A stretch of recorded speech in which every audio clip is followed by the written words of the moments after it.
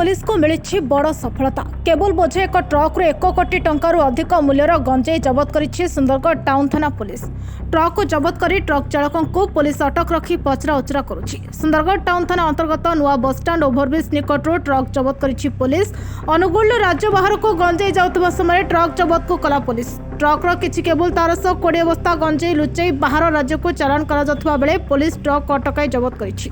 Town थाना IIC reporting कला मते सब कलेक्टर सुंदरगढ़ रिक्विजिशन एचओटी माइस रिक्विजिशन कला गाड़ी जहाँ सर्च कला पाखापाखि 21 बस्तार किसी आपत्तिजनक जिनिस मिली से गंजेई थिबार आम अनुमान करूँ।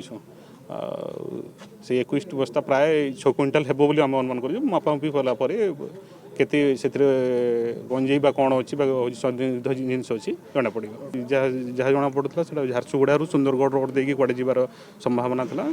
हेल्ले बाटर हठात किसी जना पड़ा जना पड़ा कि संदिग्ध जिनिस जाऊँगी से गाड़ी में गाड़ी किसी तार अन्य जिनस अच्छी से किसी जना पड़नी से ड्राइवर को पचारे जना पड़ा।